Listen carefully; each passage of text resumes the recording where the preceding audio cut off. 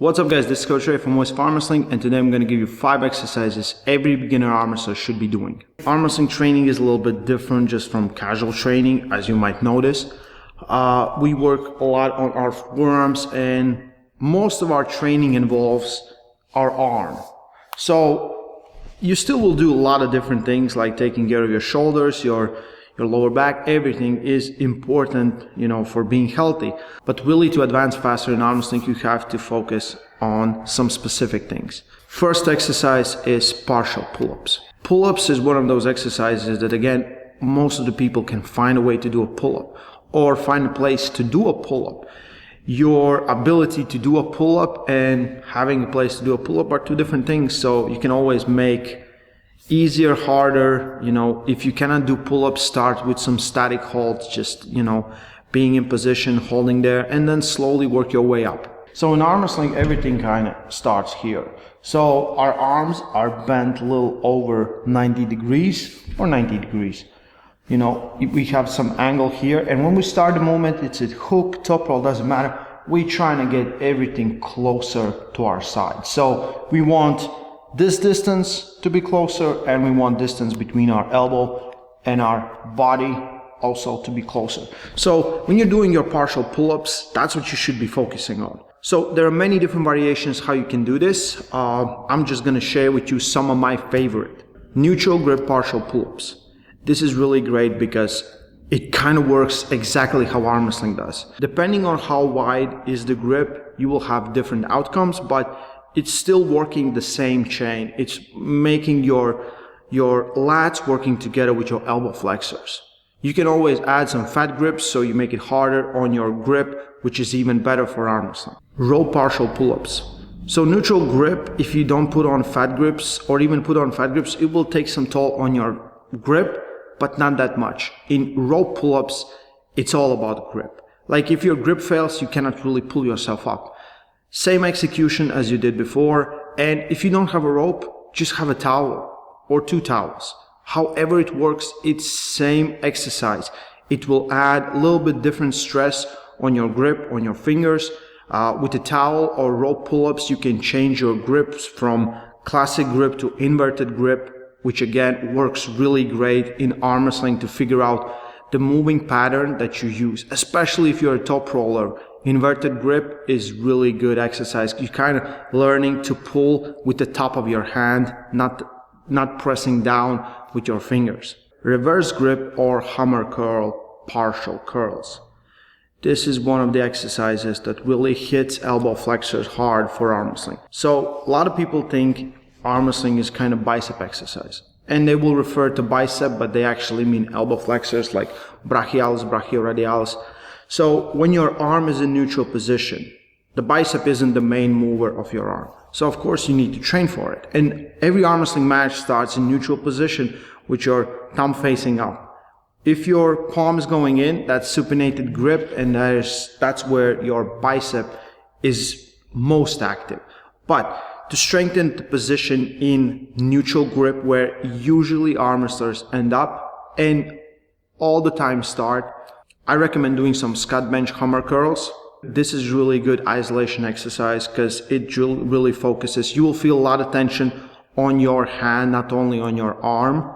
You can do the same thing without the bench, just by standing up, but with bigger weights you will start to lean backwards, which is not that good, but you can still work it that way.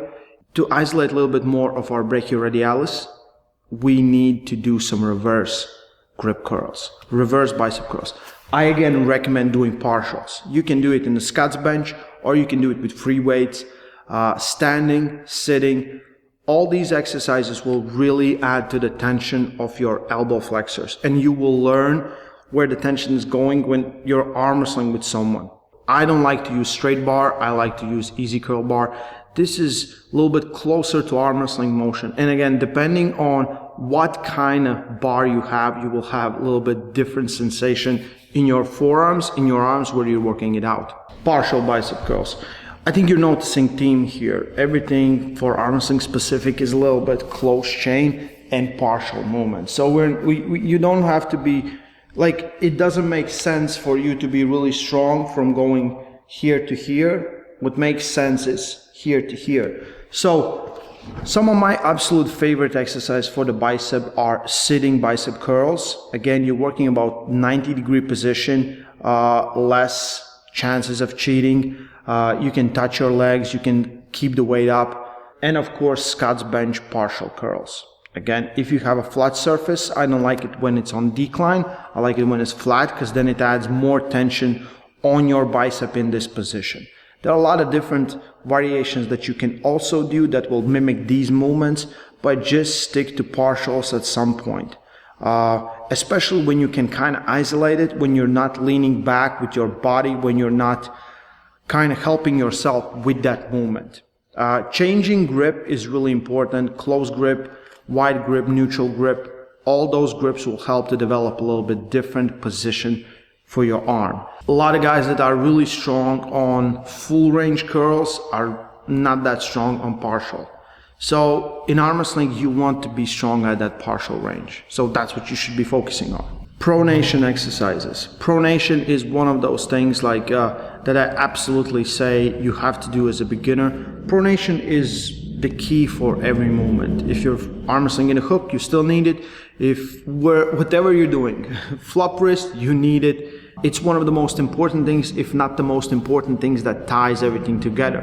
So for pronation, arm wrestlers use judo belt, like any kind of thing, any kind of like a strap will work. And you can do, again, full range. For pronation, it's good to develop some of that full range, or you can work on just partial range, which is, again, really good way to develop that pronation skill. Some of my favorite variations is do it in a cable system where it's continuous tension all throughout the movement. Doesn't matter where you go, you will always have the pullback. You can do it in a cable system, you can do it with free weights, you can do it in isolated movement when you're doing it on a bench, just moving around, or you can do it together with your back pressure. If you feel a position where you feel really weak and that's the position where you're always losing or someone easily can open you up, start with some static holds in those positions. Those work really good in just developing that mind to muscle connection and getting stronger in that exact position. The most important, and this is where everyone should be starting, I'm just putting this at the end because it makes more sense to do it at the end of your training. Wrist curls, or anything that works your wrist, your grip, your fingers in arm wrestling positions.